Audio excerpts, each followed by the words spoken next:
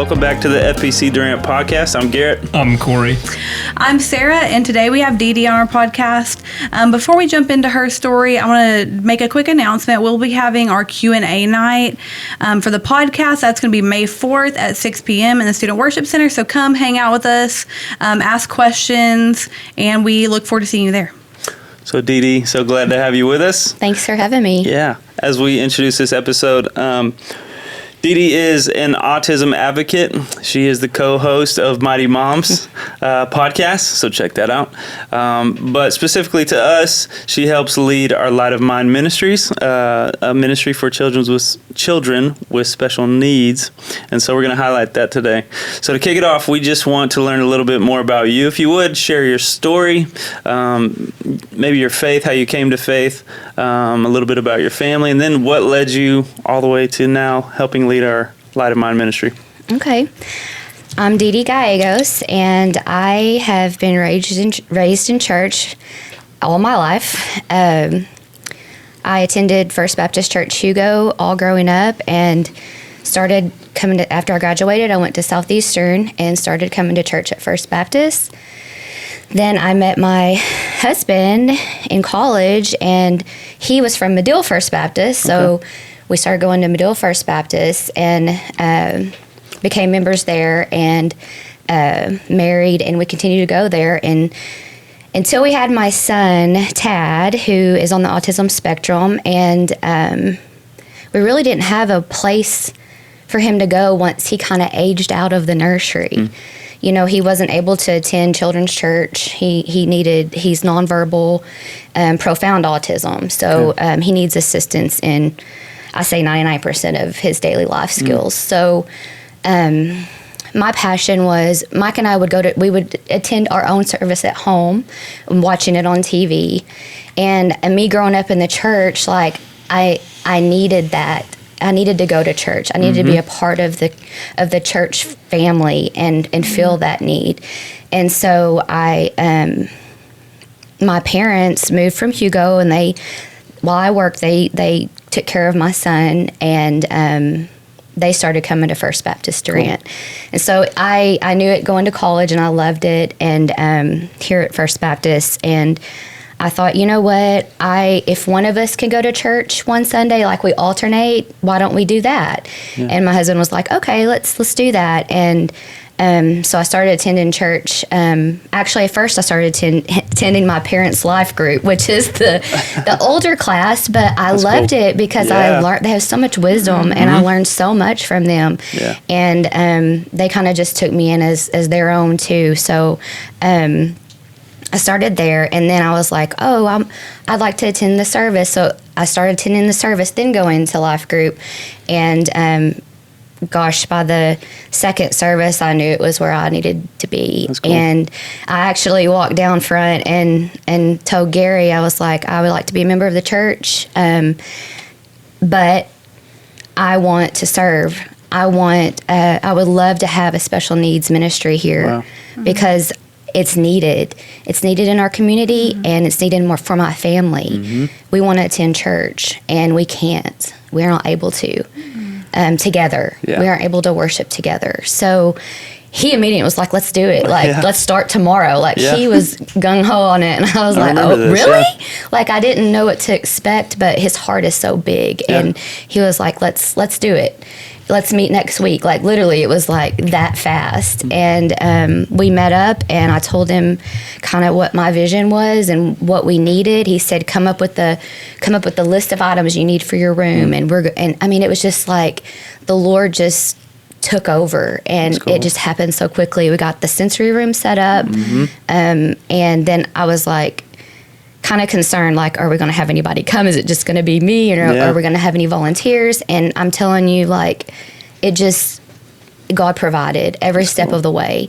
And that's what was so amazing about the whole Light of Mine ministry. Not only provided the volunteers, the funds needed to have the room, they provided we have 15 kids. Wow.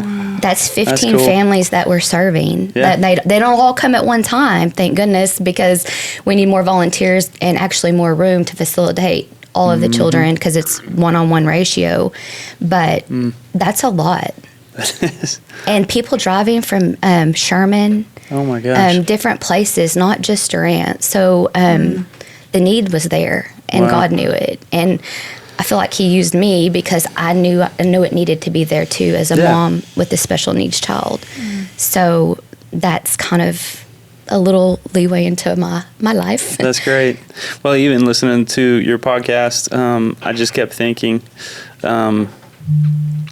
as with your experience, you guys serve kind of as a lighthouse and a resource for people with things that a lot of people don't understand. So you're able to do that, and it's almost like a gift you can share with others. So your ability and willingness to step up and fill a need that a lot of us probably didn't even know we had. It's pretty incredible. It's pretty awesome. Yeah, so the Mighty Moms podcast, it all started with just me and Brina. She has a special needs child as well. He's autistic, nonverbal, and he's 10 years old. And my son's 17 and a half. Okay. He's going to be 18 years old in August. Wow. So, and so just think back 17 and a half years ago, autism wasn't really, it wasn't around. We didn't even know what it was. There was no resources, especially in southern Oklahoma, no resources here. I didn't know any families that were experiencing what I was going through. And, we didn't have, our phones and social media to reach out to people. I read books and books and books about it. That's how I learned about it. And I was learning things that, you couldn't really find on the internet, just through books of moms and doctors and, just kind of leading the way. That's the only thing we could do. We drove to Frisco for therapy. We drove to Richardson for doctor's appointments in Plano, and we still do, but now it's come a long way. We have those resources here thanks to the awareness of autism. And so Brina and I met at a function for the Owen Foundation, and she asked me to serve on the board, and so I happily love to serve on the board of the Owen Foundation. It's mainly, brings resources to this area for autism and for families, inclusion camps like basketball, soccer, things like that. They get to attend those camps that they normally couldn't do, like in a school setting, or so we met there, and we both were just like, there is a need to, this was 5 years ago, there's still a need to get the word out there that these families aren't alone. I didn't want anybody to feel like I did and not have anybody to talk to about it. I mean, just think about all this going on and you have no one to talk to I have friends to talk to, but they're not experiencing it. They're not in the reality of it. And it's different. So that's why we came up with Mighty Moms podcast, to be that, just that little branch to families and our moms, mainly moms, that just can allow us to be able to talk and them share their reality and also spread autism awareness. That was our goal, and it kind of just took off. It kind of just that's cool. Went more. It went beyond my expectations in the first year. So, that's a little bit on Mighty Moms podcast. Yeah, well, I can see why. I even working in education, there was so much that I learned in the first podcast that I listened to that I didn't understand or I didn't know. Even working with students with autism in front of me. So that's the great thing too. Like people that aren't in the thick of it and walking in our shoes, they're able to learn too about it and be more passionate about it to other families that are walking through the same. I don't want to say trials, but sometimes it feels like that. But and be supportive, like in the church family, for our families that are coming to Light of Mine. That's cool. Yeah. So, Light of Mine ministry, it's so encouraging to me to have that, just because I think I know, like myself, I'm sure all of us, I know someone affected, and it's just. Like you said, y'all weren't even able to come to church, and like that almost makes me want to cry, because it was hard. That's something that you should be like able to do. So I think it's a beautiful thing. Can you talk a little bit more about how you enroll or how you go about the process of getting involved in the Light of Mine ministry? Oh, sure. So the enrollment process may seem a little overwhelming to some, but as an autism parent or a special needs parent, I made up a list of questions that I would want to ask someone who was going to be watching my child. So those questions are, not just how old they are and the age and the birth date. It's more or less, it's even deeper than that. It's what are their allergies? What are their medical needs? We have children in there that are epileptic, and we need to know the signs of their seizure because everyone's different. We need to know, like, what are their dislikes? What are things that trigger them? How do they cope when they are having a meltdown or get upset? Those are the important questions that we need to ask to know how to serve that specific student. And so the way I usually tell people, like, if you're wanting to enroll your child or you want to come to the Light of Mine service, it's at 11:15 every Sunday. I encourage you to contact the church office, or you can contact me directly. We can put it in the notes, my cell phone number. I don't mind giving that out. I like to first kind of have I call it a phone consultation or a little visit with the parent or the caregiver, because I just want to get to know the child a lot better than, because I'm there every Sunday, so at least I can kind of, like, if there are any things that the child needs, say they have pica and they'll eat non-edible objects and can choke, well, that volunteer would be watching them. We try not to have any of that in our room, first of all, because we don't want him choking hazards, but there's some kids that will eat like a little Play-Doh or something like that, and that volunteer will know to be right on them. Don't let them get near that. Don't let them get near the small objects. Watch their hands to mouth constantly.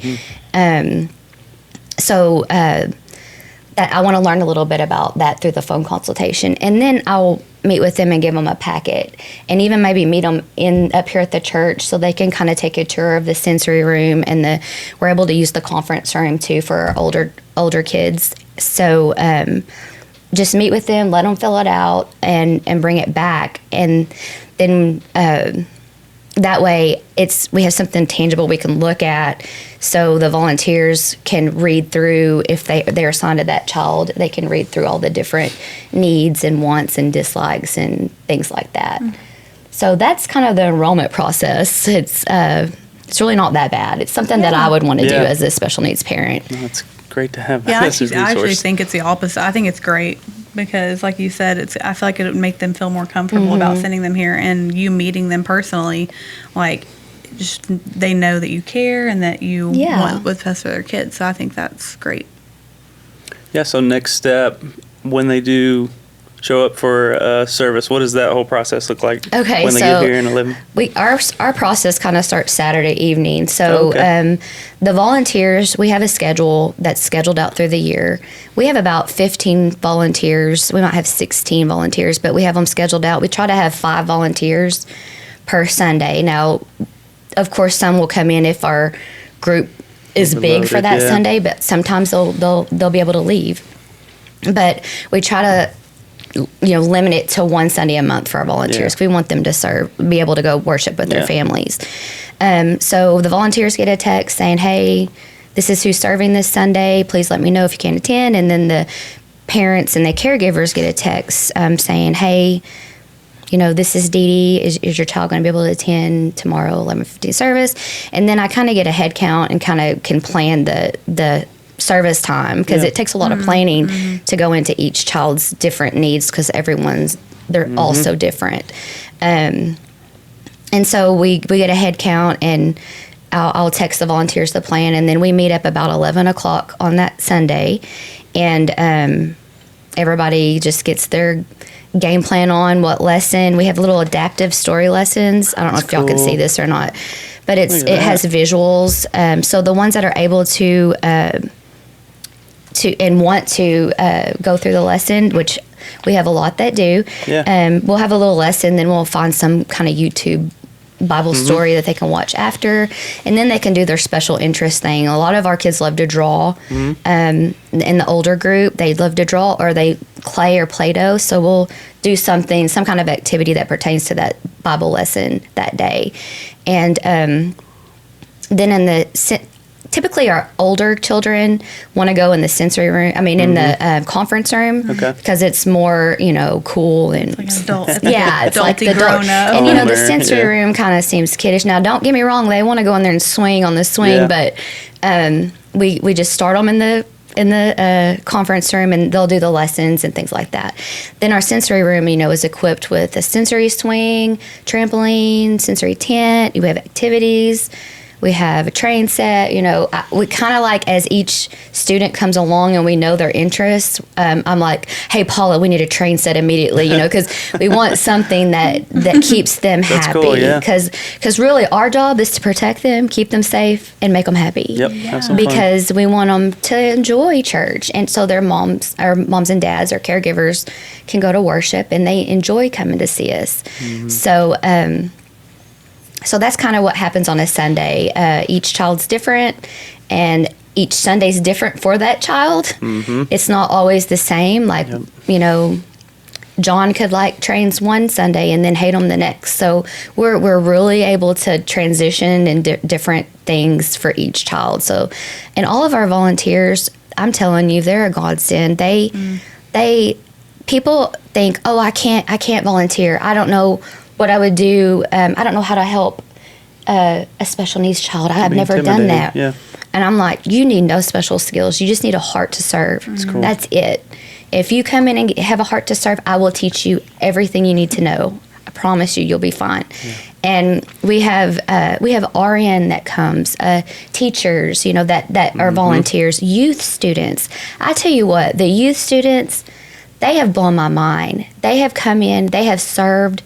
The kids love them because their kids, especially, are older kids, and the little girls in our class, they're so excited to see the youth girls come in. It's different than like a mom. They're like cool the cool kids. kids. They're no different than any typical child. I mean, and so I encourage the youth to attend. And like I said, don't be like any volunteer. Don't think, oh, I could never do that. I don't know what I would do, because every volunteer that's there, I think maybe only one of them have worked with special needs children. Wow. They came in just ready to serve and do whatever.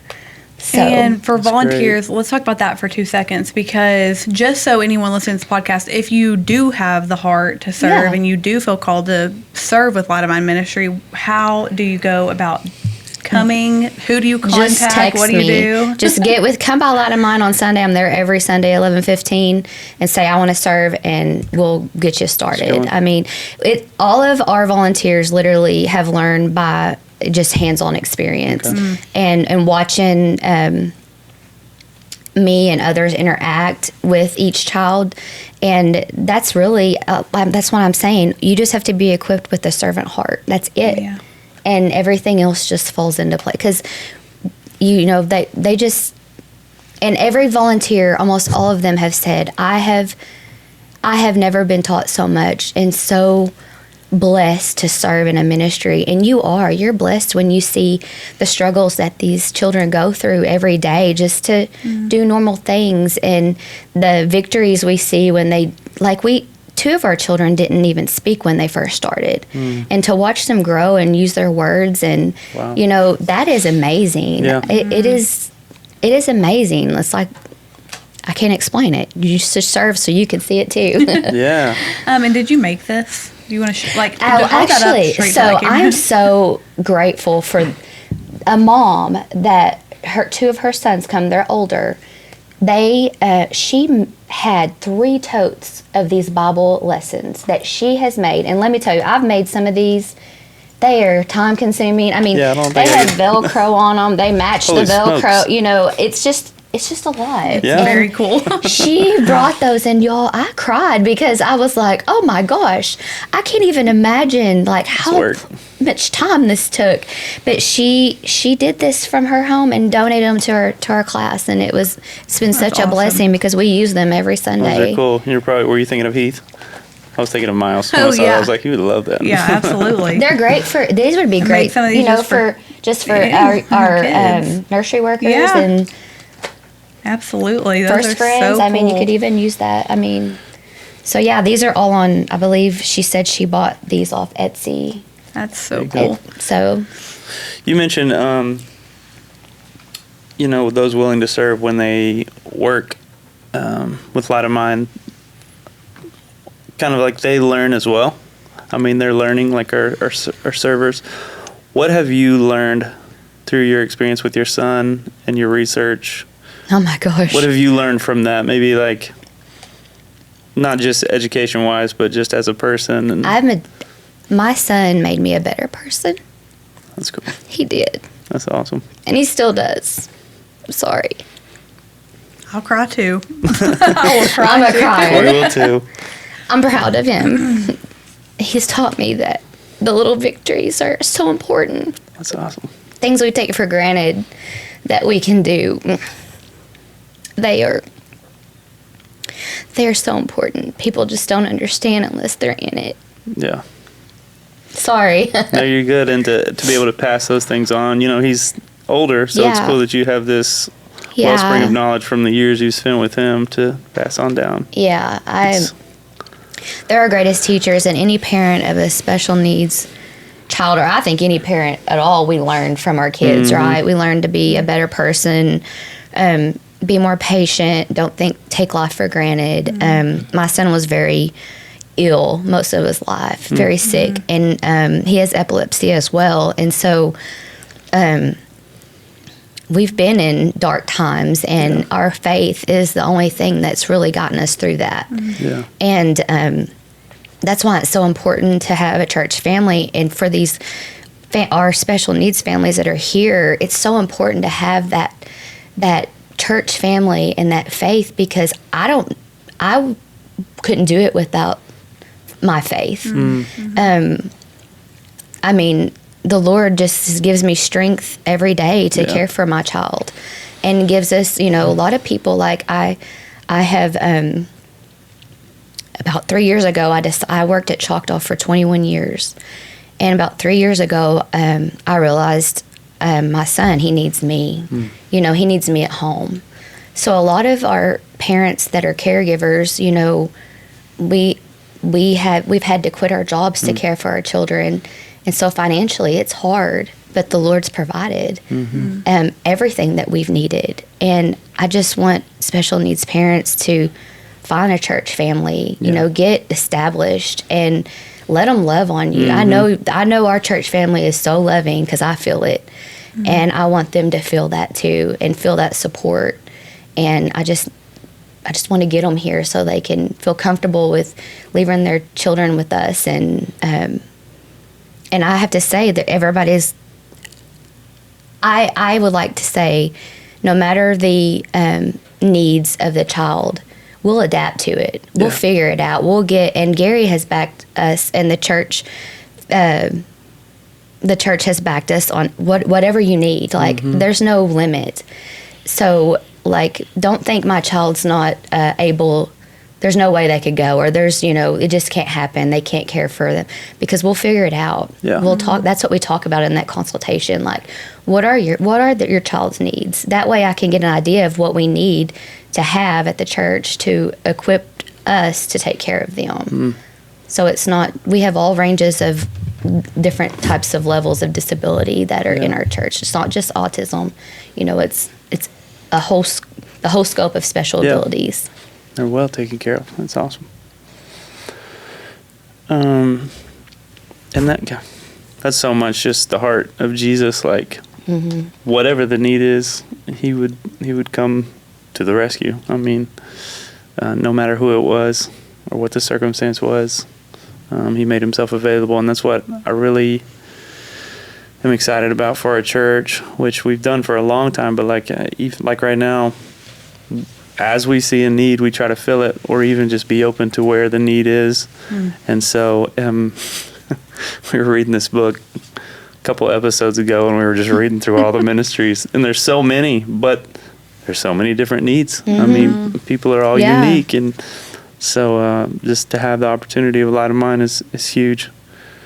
It's interesting listening you talk about the story of you just joining the church and just saying, hey, there's this need. And it just sounds like, we're in this place where there's all these families that probably have special needs children. And like, if you're not in that world, you're just blind to it. You don't realize that there's families that like, I feel like I can't go anywhere. We feel like we can't go do these things. And so unless you're in it, you're not aware of the need. And then it takes someone like you to go, hey, there's this need where all these people would love to be in church, but it's just hard. And so I would like to just kind of like ask the question of like, can you kind of go more in depth to like, just how autism affects you and your family, like what the spectrum means, and like you keep saying sensory room, and so how does that help?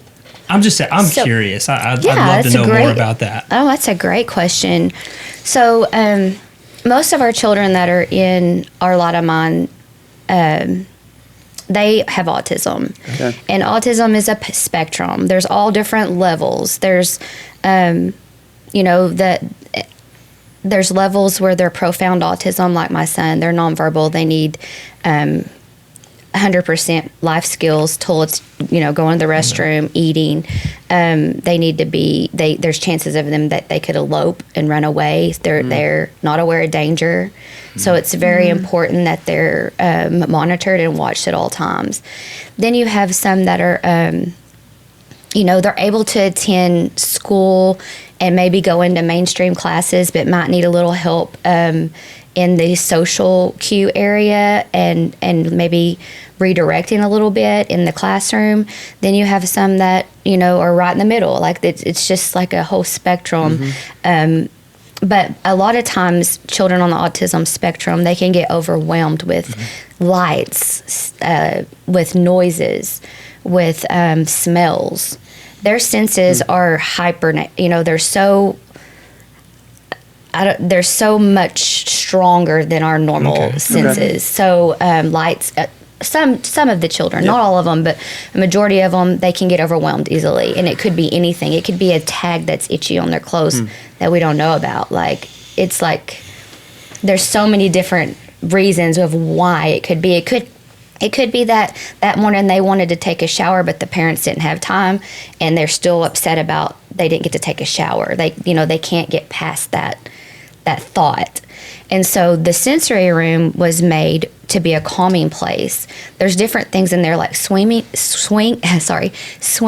can help you self-regulate.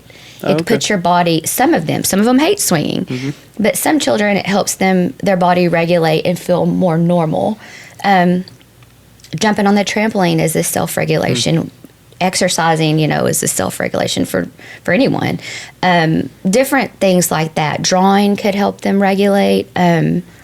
So when I say sensory room, it's a place with all of these different things that they could use to calm and feel at peace. So I hope that kind of explains the sensory part of the question. No, that's really interesting. I didn't know a lot of that. And so so I guess that's the sensory overload type thing is what I'm trying to talk about. Yeah. They're always in sensory overload, if not regulated. So it's like a room kind of designed with these different self-regulation activities, but also like lower lights, dim the sounds, lights. All right. And our doors, we also have these little locks on them because majority of our children, they will elope and they will run. And that's another thing I want to tell their parents. We are equipped with some awesome security here, and they know our kids. Each one of them that stand at that door know, that kid can't be in the hall by themselves, which in case we do have a runner, and we call a runner, eloper. And so that also that gives me so much peace as a person who serves and as a mom that my kids there. So that's really important to mention. Thank you to our security team. Yeah, absolutely. That's cool. No, that was very helpful. Thank you. Our security greeters, they're like security, but they're also the greatest welcomers and greeters. Yeah, I know. Yeah, it's a cool team. So did I help? No, that was very helpful. I was like, you were listening, and I am a processor. I do listen, and I'm usually over just thinking about everything you're saying, so I get quiet sometimes. No, it's okay. But like, I was like banking those questions. Of, I would love to know more about like just what that is, and it was really like, I think, convicting and moving to hear like I've probably lived my whole life not thinking about the fact that, there are people that have a hard time like going to church because they just have a child that like requires just a lot of attention, and a lot of care. And I'm like, oh my gosh, I'm glad someone has stepped in. And because this hasn't been around long. Like the Light of Mine actually, ministry. we just celebrated a year in August.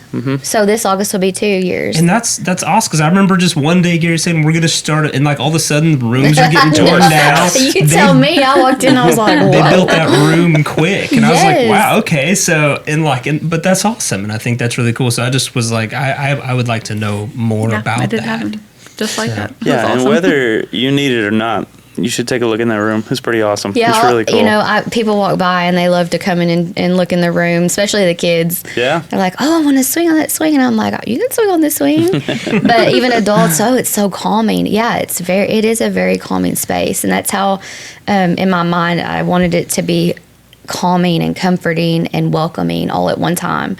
And so we use neutral colors, things like that aren't bright and overwhelming, and just more natural colors with like woodsy tones, like you're out in nature type thing. So that's really they cool. pulled it off really well. So where is the Light of Mine room? So the Light of Mine room is if you know where the main entrance to the office is, you can take those doors, and there's the cry room on the right, and then the next room is our sensory room, and then across the hall is the conference room. Okay. I encourage anyone that, like, if their child's not able to go into a regular service and they're aged out of the nursery, I would encourage them to call me, because we're not saying that you have to have a diagnosis to come, because there's so many children that are not diagnosed yet. They're still trying to figure it out what's going on, and if they have any kind of needs, we have a little girl in there that didn't speak, so she wouldn't do well in the nursery, and she didn't do well in the nursery setting because she got a little overwhelmed. It was too much. And so I just invited her mom to let her try the Light of Mine That's cool. Service. And she's been with us ever since. And she's recently got a diagnosis. So, I know there's a time where you really don't know what's going on, but you know that something's different and you still want to attend church. Give me a call. Let's talk about it, because I can also help with resources on the Mighty Mom side too. So, and let's figure it out. I want you to come to church. Okay. What a beautiful thing to have that support at church. You know what I mean? Like if you're walking through something like that. Yeah, and you have I would someone love at to have. I church would have loved to have to that. encourage you like that. I would love to would have had that encouragement, and from a mom who understood. I had plenty of support. I have a tremendous support, and I was encouraged throughout Tat's whole life. He has been, in part of everybody's life that is around us and loved on. And I'm just saying the support, of someone who gets it, who understands and has been through it. It's different. It's a different type of support, like a mom and a mom that that doesn't have any children. It's hard to get advice from a mom that doesn't have children. It's like anything. I feel like it's like anything hard in life that any of us go through. Like, if you go through something really hard or really traumatic or just something different, like so many people can be so supportive and so loving, but people who get it. Like people who have been through it, they have been through it, and they can just understand you in a different way that somebody else with great intentions and also just loving people. Like, my family, I lost my dad a year and a half ago, and the way my dad died, he died from depression, and a lot of people who have even lost their dads or lost people tragically, that has been so helpful to me. But people who have been affected by suicide specifically has been totally different, because they understand it on a level that someone else can't. And I feel like it's the same thing. It's just like a different community. It is. And like y'all are providing that for people with special needs children within a church setting, like Garrett said. I think that's really special, because it's not just, you can go anywhere really and find a community somewhere. But like to have it in the church community is so special, I think. Absolutely. To know that if you're walking through that church, you can know the church has my back. Absolutely. They're going to support me and And hold me up in this. gives you that confidence and the courage to parent every day. You Yeah, know, a little I mean, boost, it really does. You know, people's praying for you, lifting you up in prayer. I mean, I can post one thing about, like, my son just had a procedure on Monday. I posted one thing, and all the comments from church family members, I say church family members because they feel like they're my family. You know, that to know that I know they got my back. They've already prayed me up. My son up, the doctor's up. You know, it's different. That's good. It's wonderful. So what I'm hearing is, if there's like a parent at the church and they just kind of are in that place where they're like, I'm afraid something might be wrong with you. You're saying they can come to you and you're like, Absolutely. I have resources. Absolutely. We'll figure this out. Like, I'll come to your house and we can visit. And and I think it's important people hear is like, hey, you don't have to have a doctor's note. You don't have to have a diagnosis to come here. Like, let us, like you're just saying, like, let us help you love your kid in this stage of life while you're figuring things out. Absolutely. That's amazing. I think that's cool. I got diagnosed with ADHD at like 33, and my mom felt terrible, like, for not looking. Because someone said it when I was like 5, but you know, back in 1991, they're just like, he's a bad kid who doesn't learn, you know. And then that was the diagnosis. Then I got to 30s, and like, you know, then I get a diagnosis. They're like, oh, you have bad ADHD. And I like told mom, I was like, so I wasn't a bad student. I just, you know, you didn't know how to control it. But like, you know, but so I think like that's so Years cool that we without are where we're at, and in our church, you're saying like, let's figure it out, and like we have this ministry that it's like, dude, we'll love you and walk this out through, you know, with you and stuff 100%. Like that. I think that's awesome. That's incredible. Cool. Well, Deedee, thank you so much for sharing with us and informing us on everything Light of Mine ministry and beyond. I've learned a lot, and I hope it's helped everybody listening. Thanks for inviting me. I just want to mention that I'm glad that I was able to come during April because April's Autism Awareness Month, and it's just an important month for families like mine to spread autism awareness and inclusion, which we do at Light of Mine. And so Autism Awareness Month every April, just kind of, you know, show some support for our autism community.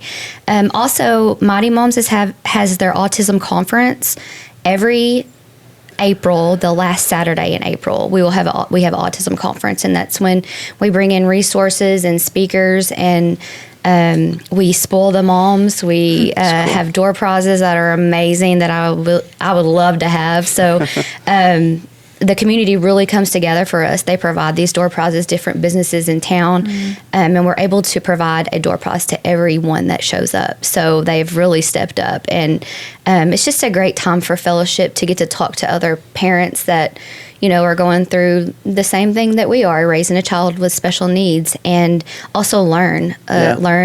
We have, for example, an attorney that's coming that is going to visit with us about guardianship and living will and trust for special needs. You know, I know people don't think about that, but like if something happened to me today, I have to have a plan. Wow. I have to know like who's going to care for my child, where finance is going to go, what he needs. Literally in our living will, I have favorite songs, favorite movies, because it could take a year for them to learn what are his interests, what are his likes and dislikes and needs, how to service him when he has a seizure, or how to care for him.